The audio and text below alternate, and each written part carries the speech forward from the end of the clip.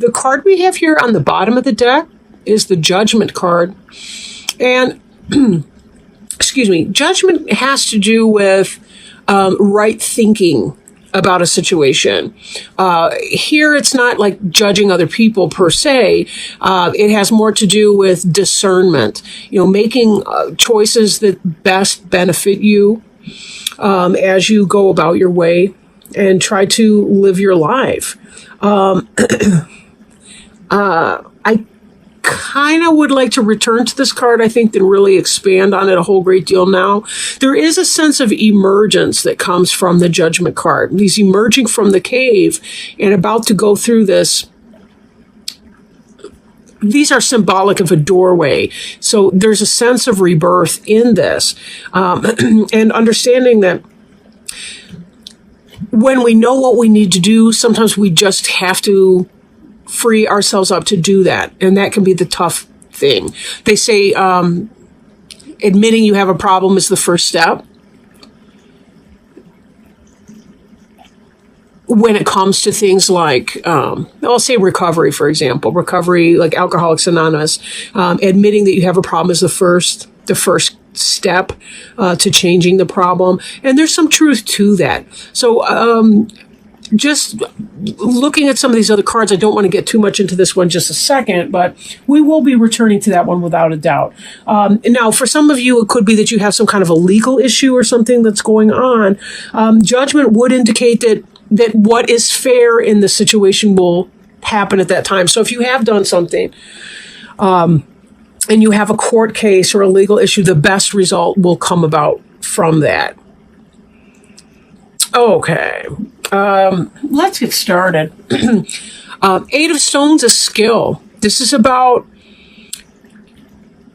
you've been working hard, right? You've been kind of putting your nose to the grindstone. And I'm feeling like for some of you, I almost feel like you've been throwing yourself into work because you are, there's something that you're trying to avoid dealing with, looking at, or you're trying to escape from something that's become uncomfortable for you. And you're kind of throwing yourself in work to overcome that issue. Six of Cups. This is a nice, happy card. It's a reunion card. For some of you, somebody may be coming back from your past. Maybe childhood friends this could have to do with Thanksgiving even, and celebrating Thanksgiving with family members, with friends from the old days, your best friends, good times, that kind of energy. So a lot of you are really concentrating on that type energy. For some, it can indicate soulmate type energy, but I think for most people, this is most likely to do with getting together with people from your past. If not specifically Thanksgiving, then, hanging out with people that weekend that are from your hometown, maybe when you go home to your parents or whatever you're doing for the holidays. The Page of Wands is represented by the stoat. And the stoat is a member of the mustelid family, kind of like mink and some of those, they're musk-bearing animals, musk-bearing mammals, like mink or what have you. This is about the beginning of something that you feel passionate about. Something you feel passionate about. Could be family, beginning of family, but in part, it's about taking your passionate energy and making it manifest. Wands can be Aries, Leo, or Sagittarius because it is a fire sign, of course. So it could be that there's the beginning of something like that, or maybe there's a communication coming in from an Aries, Leo, or Sagittarius, or you're beginning something, beginning a pursuit of something that you feel passionate about. It could even be, for some of you, you've been, working yourself to the bone, but somebody comes in from your past, possible Aries, Leo, or Sag, and somehow that triggers something in you. Could be the beginning of some new passionate thing. I let me read some more cards before I get back into that, because I'm kind of picking up on some other kind of energy here, but I sort of don't want to put the cart before the horse. Okay, so you've been working hard, and my feeling is that you're working hard because there's something going on that you're trying to escape, I think, by throwing yourself into work. You're facing the guardian of the cave. This is a primordial cave bear. He does not look the better for aging. And he's basically skull and bones, and he's got a little bit of remnant of cave fur, I guess.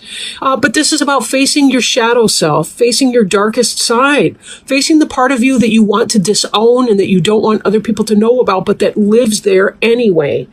And this is about trying to understand those parts of you. When I think again about judgment, and I bring this in, look how different these two bears look. Look at the cave that look like they're about to gnaw you up and eat you from inside out. And then look at this bear with the rainbow and the reindeer with the persons in it riding over the rainbow and the sunrise and the glorious green grass on this mound. Just all of this beautiful imagery here on the card on the right. Whatever it is that you're thinking about, it's necessary for you to do to be able to understand who you are, what you need to do to be able to deal with your situation. Something's been going on that's been stirring up a lot of internal stuff for you. It could be things from your past, like, how people in our current day relationships, whether at work, whether our partner, boyfriend, girlfriend, husband, wife, whatever type of relationship we're in.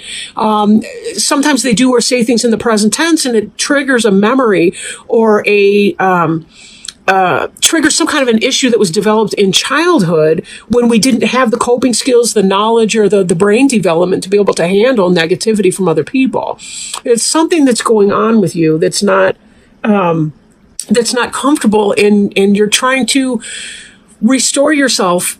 You love to use your intellect, Libra. You love to use your intellect to solve problems and to understand things and to come to decisions. You don't like to put yourself in the fire. You like to get the hell out of a situation when it's done. You like to cut and move on. And this next card here is about clearance.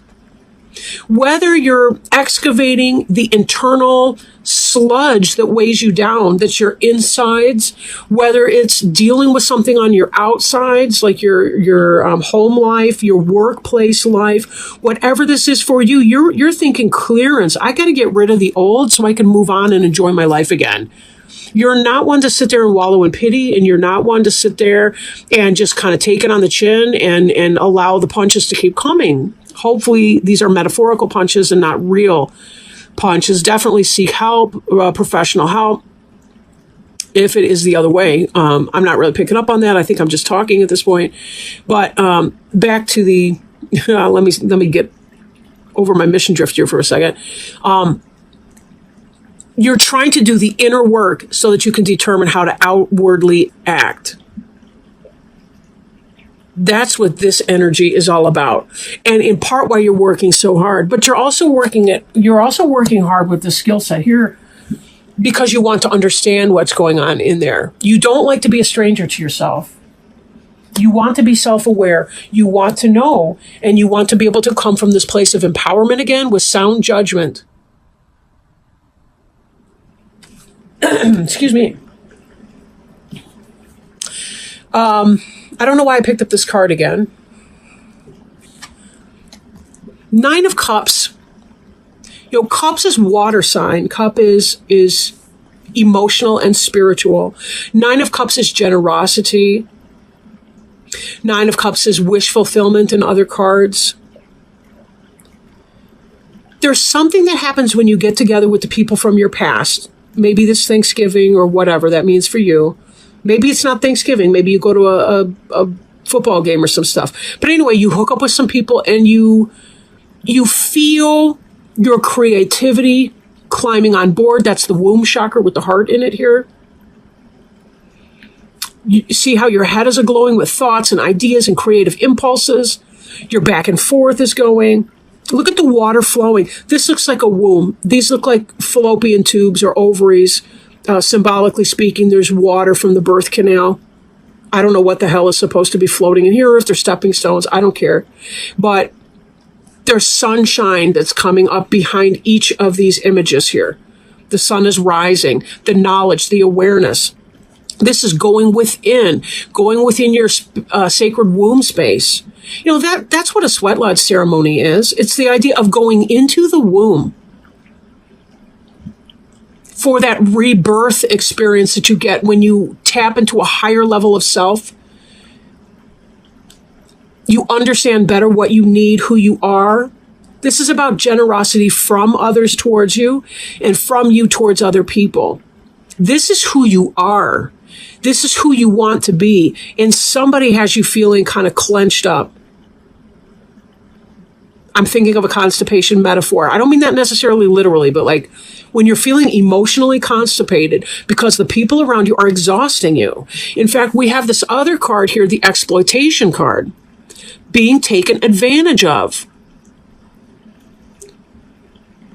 6 is often a movement card. It's after the struggle of the 5, we see the movement of the 6. Someone's coming in and you're feeling the flow with this person or people or this group, the gang, you know, our gang or the Little Rascals or whatever you guys are. You're feeling this coming in, and it really helps to heighten your awareness of the exploitation that's going on another level, either at work or in your personal life at home, and you're not happy with it. This opens some kind of an awareness about your need for this clearance. It's not enough to be upset, to acknowledge our feelings, and to say, oh, okay, well, I've shed my tears, I've chopped my wood, I've set it on fire, whatever. Safely, right? We don't want to create problems. We see too much on the news these days.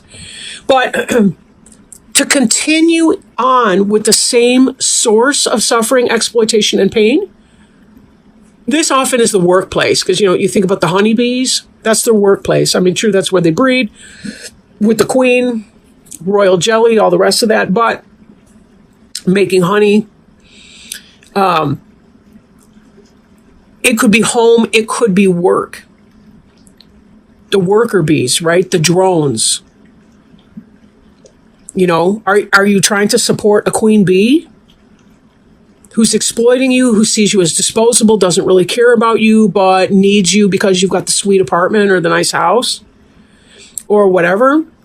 Or is it that your boss is exhausting because they're taking all the proceeds and they're giving you all the grunt work and then they're taking all the bows? Whatever this is, something triggers you when you experience this reunion with your positive people. You remember who you are in a way, and it kind of lights your fire. This stoat has friends and family right there.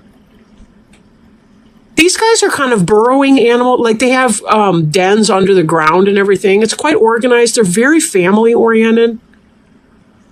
They have chambers where the food is. They have chambers where they go to the bathroom. They have chambers where they sleep and chambers where the babies are born. I mean, this is about organization, and it's about loving and self-care and love of family too. There's a catalyst moment that's coming up for you that puts you in a position where you feel this new sense of life that's breathed into you. Air is communication, it's ideas, it's thoughts. Brand new, and it's a beginning. The breath of life. Something in this encounter that you have over this Thanksgiving weekend or in this end of November frame or whenever you're watching this, take it as it resonates. This is going to spark up in you this kind of understanding that this is how it can be, with this generosity and joy and this balance between give and take with other people. This is how it is with this awful situation of exploitation. And you know something? I've got a tough choice to make. Because do I want to sit in this energy or do I want to walk from this energy? What would it take to leave this toxic situation? Have I finished doing my work in the cave that I can identify what is my role and what is the role of someone else?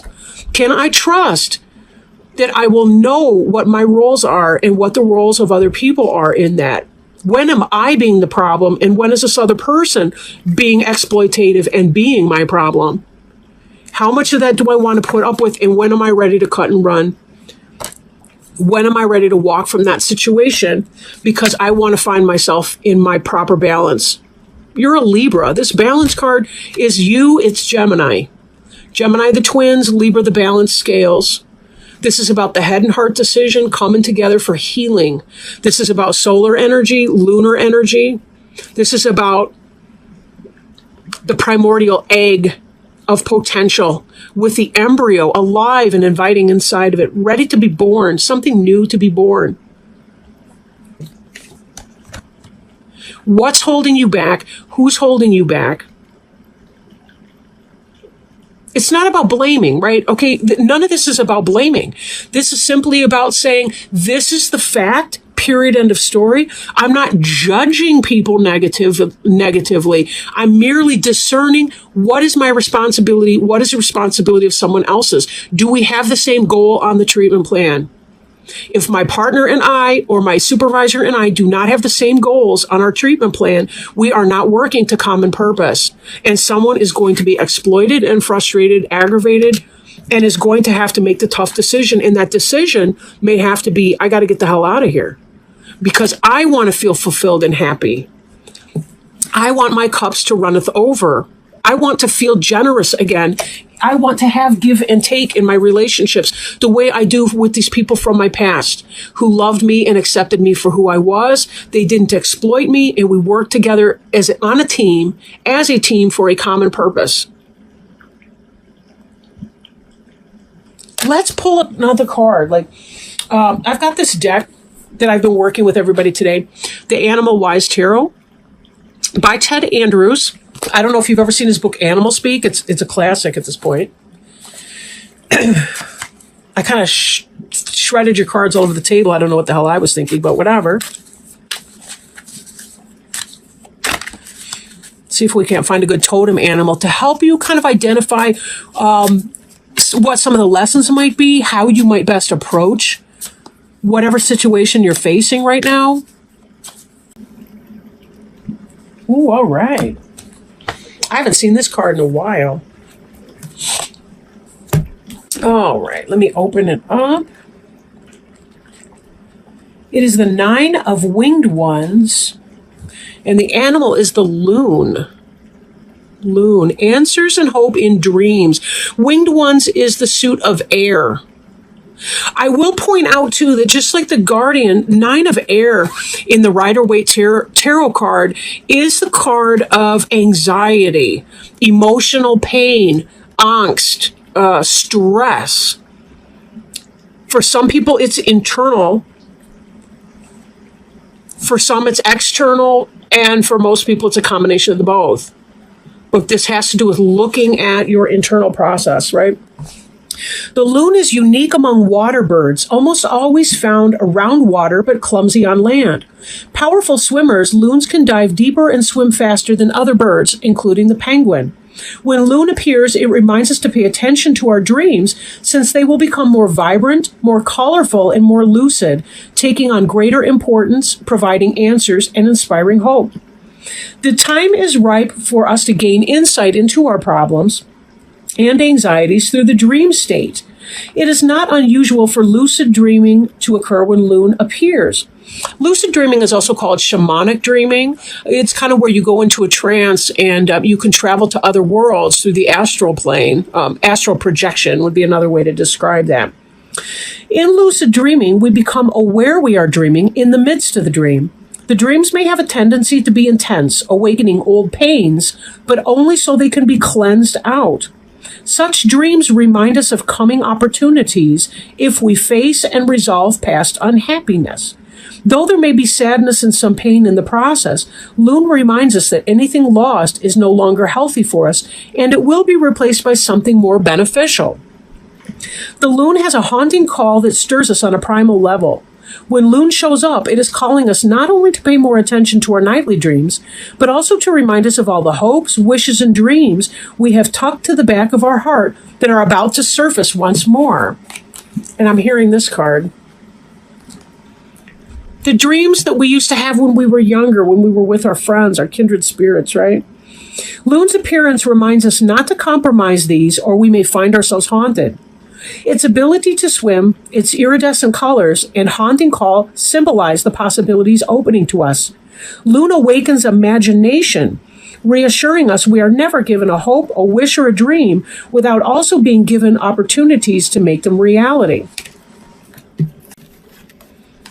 And with the excitation in the crown chakra and the awakening of the womb chakra in here, that ties me back again to the use of imagination and creativity that we saw in the Nine of Cups card. Okay. Lune awakens imagination, reassuring us that we are never given a hope, a wish, or a dream without also being given opportunities to make them reality. The only thing that shatters their possibility is compromise. Lune's appearance tells us when we deal with the past that haunts us, we open doors to fulfilling our greatest dreams and imaginings in the future. And this is the guardian, opening the doors of the past, right? Dealing with the past. Oh, excuse me. You can't even see the cards now. Dealing with the past that haunts us and opening the doors to fulfilling our greatest dreams. Opening the doors, being able to move through them into this new period of time, right? Now, if you are feeling kind of out of balance at this point in your life, you may ask yourself some of the following questions. Are we looking at life through rose-colored glasses? Are we hanging on to past troubles and despairs? Are we allowing our imagination to run away with us? Are we not acting on the dreams opening to us? Are we being impatient with others or ourselves? Are we giving up hope and not following through on promises to others and ourselves? Are we ignoring the messages in our dreams? And are we approaching them unrealistically? So trust in yourself, Libra. Trust in yourself. You have the right judgment to know what it is that you need to do when your time is ripe for your decision to be made. That doesn't mean that you have to act hastily on something. You know, the last thing you want to do is make a choice and then regret it forever. But that's unlikely to happen because we really can't even make mistakes. I mean, that's the thing. We have learning opportunities and some are more comfortable than others. But we also learn the fastest through the things that are the most uncomfortable for us. But there really are no mistakes. And if it is meant to be for you, you will not miss that opportunity. It will return to you. Then again, if you clear something out and you don't delay it and put it off for a year or two or three and all the rest, you're opening the door to the possibility that something new can come through, something that does belong for you, something that makes you feel excited about your life, something that brings that breath of fresh air in, something that helps you walk in a truer state of balance, something that helps you connect with your roots and feel that same sense of belonging that you did when you were with your home team.